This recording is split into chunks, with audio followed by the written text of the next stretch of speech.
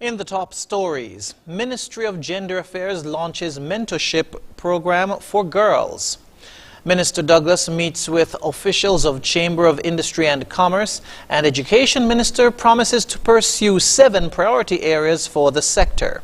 The details to these stories and more after the break. Be ready for school with the coolest deals from Courts. Free gifts with your back-to-school purchases, plus big discounts on cell phones, computers, printers, televisions, and more. Shop today with no cash and get instant credit on 3 to 48 months credit plan. Save big with great deals and head back to school in style. Only from Courts, bringing value home. Conditions apply. Mosoka, mosoka, mosoka, mosoka, mosoka, mosoka, mosoka, mosoka, mosoka, mosoka.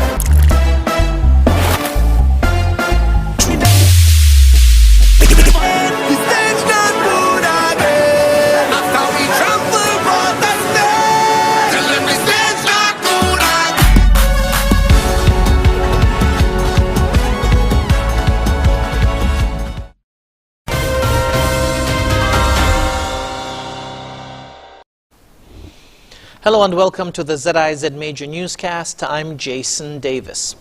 A new project to empower girls got underway on Wednesday morning with the launch of the Girls Empowerment Movement and Sisterhood program at the Lodge Community Center. The program is being held under the theme Girls Under Construction, building a firm foundation for a stronger future. The initiative is organized by the Ministry of Social Development and Gender Affairs, and Director of Gender Affairs Virgil Jeffers said it aims to bring the young mentees together with caring and accountable women who offer guidance and support. This mentorship forum and training of our young ladies will aim to enhance the development of our young girls and provide a forum to expose them to the benefits and the importance of positive self-image, responsible personal conduct, and respect for self and others via educational achievement, cultural enhancement, and mentoring. He said mentorship programs have proven effective in combating social ills that affect young people. All young people, especially at-risk teenage girls, desperately need guidance and mentors to reverse the negative trends of teenage pregnancy, school dropouts, among other social ills plaguing our society. Referring to the theme of the project, Minister of Gender Affairs, the Honorable Dr. Jeffrey Hanley, said that humans are capable of growth and development throughout their lives, and the mentorship program would play a role in that growth for the participating girls. We have to remember that as humans, we are always able to learn and grow irrespective of the stage of life where we are. So may we all be open to new knowledge and skills. For just like a house, it starts with the foundation and we add as life and finances dictate. The mentorship program runs for 1 year, and the mentors would meet with the mentees for 8 hours each month. There would also be monthly sessions for mentees both with and without their mentors. Several issues affecting manufacturing and the business sectors of St. Kitts and Nevis were discussed on Tuesday by the Federation's new Minister of International Trade, Industry, Commerce and Consumer Affairs, the Right Honourable Dr. Denzil Douglas, and top officials of the St. Kitts and Nevis Chamber of Industry and Commerce. Issues included the closure of Cajola Cristada, the impact of the COVID-19 pandemic on the sectors, new labour laws which offer more protection for employees, and a revision of the 2013 National Manufacturing Strategy. In his presentation, Dr. Douglas gave a background to initiatives taken in the past, a new commitment to drive direct foreign investment, the security of employees in the workforce, and collaboration between government ministries and public and private entities. Dr. Douglas, who is also Minister of Foreign Affairs, said St. Kitts and Nevis is at a stage where the call to collaborate and strengthen partnerships cannot be ignored, and that, quote, cooperation between government and the private sector puts us in an advantageous position, particularly in the global markets. We must therefore be forward-looking in our approach, and this must be governed by inclusiveness, end quote. Dr. Douglas was informed that some 150 employees of Cajola Cristata will be terminated when the company finally closes in November. He said with the closure of factories, the new government is committed to finding solutions. In other news, Deputy Prime Minister and Minister of Education, the Honorable Dr. Jeffrey Hanley, outlined 7 priority areas that will ensure that every child has equitable access to quality education in a safe, child-friendly environment. The 7 priority areas were shared at the opening ceremony of the annual summer workshop for teachers at the Rivers of Living Water Christian Center on Monday. The first 2 agenda items mentioned involve construction, the rebuilding of a brand new Bastyr High School at the original site on Victoria Road, as well as the complete renovation of the Joshua Obadiah Williams Primary School in Molyneux. The primary school was severely damaged by fire in March. The third priority mentioned is the restart of the one-to-one laptop program with prerequisite policies that guide the integration of technology use in the classroom and more. Teachers will also be provided with the necessary tools to, quote-unquote, do their work. Strengthening technical and vocational education and training, or TVET, with appropriate certification for successful students, increasing opportunities for teachers to access specialist training, and introducing electronic prep work templates for teachers are all priority areas that were mentioned. The 7th priority for providing free tuition for those accepted into the Clarence Fitzroy Brand College was already achieved. Minister Hanley spoke to the importance of pursuing these priority areas in an effort to revamp the education sector. Colleagues, education is the core of every great society and is the vehicle by which citizens are able to elevate themselves. Therefore, it is critical that we as educators begin to reimagine education so that we can adequately prepare our students to successfully maneuver the turbulent waters of life. Our scope for education and the lens through which we view education must be wide enough to encompass pre-kindergarten to college and factor in both public and private institutions. If we are to truly live by the motto of this great federation, then country above self, in its true context of education, means that the environment must be one of inclusion and collaboration. Minister of Education, the Honorable Dr. Jeffrey Hanley. Officers from the St. Kitts and Nevis Fire and Rescue Services continued their examination of the parts of wildland fires and the direction in which they could burn during ZIZ Radio's program Fire Talk on Tuesday. Fire Substation Officer Timothy Martin explained that another part of wildland fires is the island, which is an area or a patch of greenery within wildland fires that is unburnt. The island within a fire, though, is areas that the fire has already passed through that section, but you might have some green patches in the area that is already burned, that is untouched by the fire. Okay. This could be due to the soil, for example. If the soil is rocky, then you could have the shrubberies that are around the rocky soil being untouched by the fire. Yes. Fire Substation Officer Rommel Williams added that other factors can lead to the formation of islands within the wildland fires. There are other factors that might affect that too. Probably he mentioned maybe rocky soil, or maybe the soil might be, for some reason, that area might be a damp area or wet, and the fire just burn around. Or it might have something to do with wind direction as well. That would cause it to just, some strange things happen in these fires. He also spoke of spot fires, which are caused by flying sparks or embers at a distance from the main fire. So there are also what we call spot fires. Now you might see a fire here, and then you might see a fire a few hundred feet away from this one. And you're trying to figure out, well, it got to be somebody in here lighting fires. But that is not always the case. The spot fires are caused by embers that fly off from the main fire, and they drop in another field and cause another fire. And so you have different fires all over, spot fires all over, that were caused from the initial fires, flying embers leaving that fire hot piece, and the wind blows and you have a piece of grass that has fire, and it flies off and it lands in another patch of grass, and then that starts to burn. Fire Substation Officer Romel Williams. After the break, Prime Minister Drew says the Federation values its relationship with Cuba, and workshop underway for physical education teachers. Stay with us. Elevate your experience with Flow's fiber-fast internet and mobile combined. Enjoy double data and unlimited talk on 4 mobile lines, plus up to 35 megabits per second home internet speed at the best rate, giving you the best value to stay connected.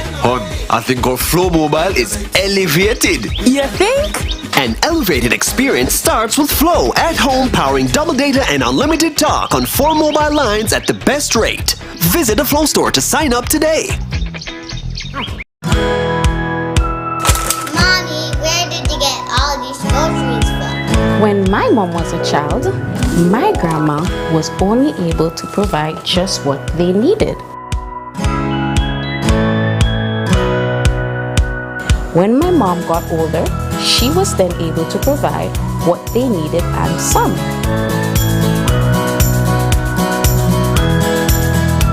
But now, with FlexPay, I am able to get everything we need and lots more with cashback.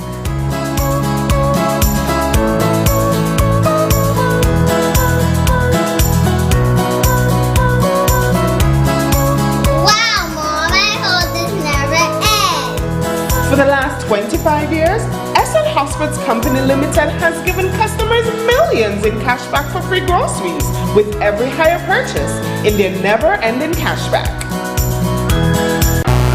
The biggest party in sport is back for the 10th year of CPL.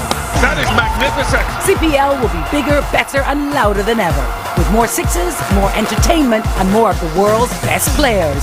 And this year there's also women's games, with the Women's CPL taking place right here in St. Kitts. Get your tickets now at cplt20.com or at the box office. Join the party. Experience cricket played louder.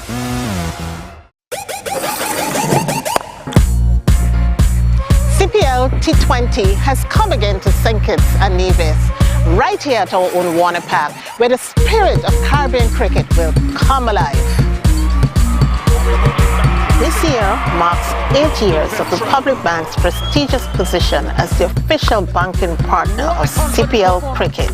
Our bank lives, breeds and supports Caribbean cricket, from grassroots youth cricket fight for fun to Caribbean Premium League matches where our St. Kitts and Nevis Patriots will fight for victory.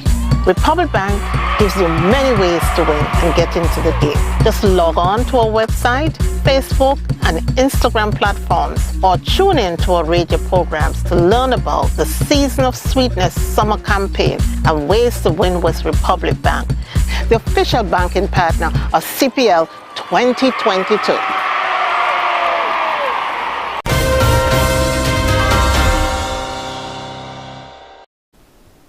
Welcome back. The Honorable Dr. Terence Drew, the first Cuban-trained medical doctor to serve as Prime Minister of St. Kitts and Nevis, has said that the Twin Island Federation will also always value the cordial relationship it shares with the Republic of Cuba. Prime Minister Drew was at the time addressing guests at a social gathering organized by the Embassy of Cuba in St. Kitts and Nevis and the St. Kitts and Nevis Cuban Alumni Association on Saturday. Prime Minister Drew indicated that since the establishment of diplomatic ties in 1995, St. Kitts and Nevis has benefited tremendously from its relationship with Cuba, particularly as it relates to the educational opportunities available to the people. Cuba grew and all of us in many different ways. Even though we were in a different culture, we appreciated the Cuban culture for what it offered to us. The music, the scent, the sound, the baseball, you know, the house concrete, the carnival, you know, the cafe, you know, just being in Cuba and having the opportunity to learn a new language and the opportunity really to become professionals and to have the opportunity to become medical doctors, engineers, and the whole plethora of professions that we were able to pursue as nationals of St. Kitts and Nevis in Cuba. And so I want to say thanks to Cuba for affording that opportunity. He noted that many of the professionals who were trained in Cuba have gone on to make lasting marks on the development of St. Kitts and Nevis.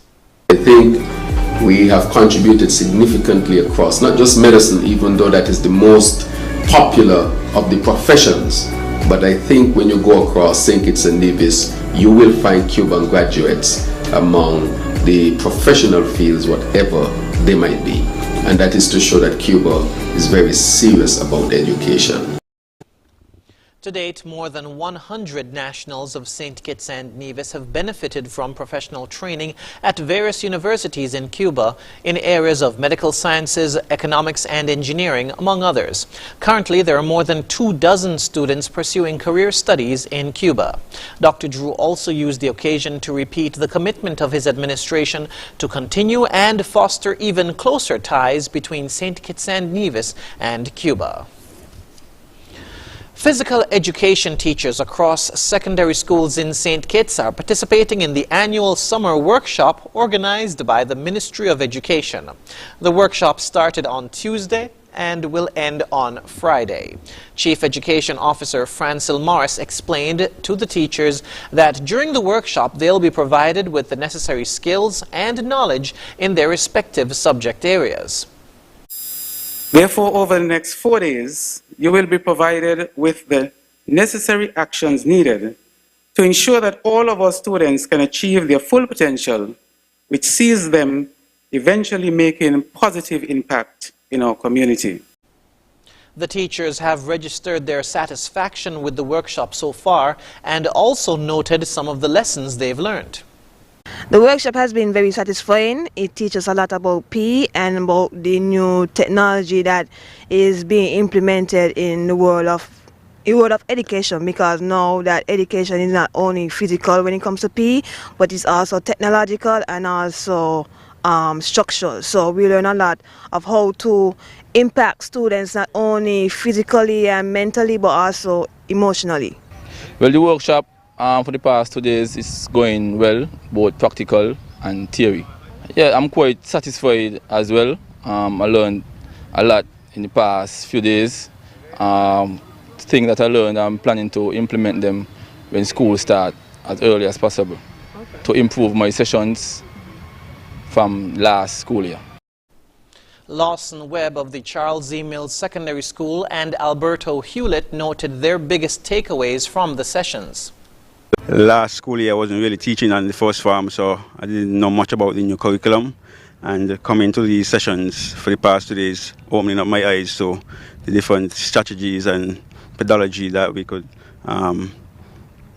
invoke in the new school year. My biggest takeaway again was that the information was new, and so it's interesting going forward in what I plan to do in terms of planning for physical education in the new school year. My biggest takeaway would be the structuring that we are given by Miss Sutton. A lot of times we have different methods, but we were able to put names to the methods that we've been using. So we were able to structure what we are.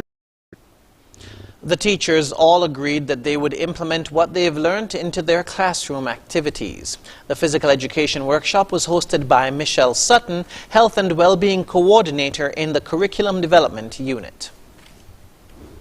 Sugar Mass 51 this year will be guided by the theme Celebrate as One for Sugar Mass 51. In a press release issued on Wednesday, the St. Kitts Nevis National Carnival Committee announced that the winner of the slogan competition is Zewane Morton.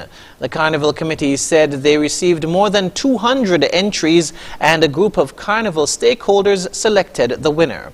According to the original invitation, the committee said the slogan should be no more than 10 syllables, and it also needed to be creative, concise, and catchy, capturing the rhythmic flavor of the Carnival festivities. Morton has won the $500 cash prize and will be recognized throughout the Carnival activities. Coming up in regional news, Trinidad and Tobago unions in uproar as AWU signs off on CPO's 4% offer. The details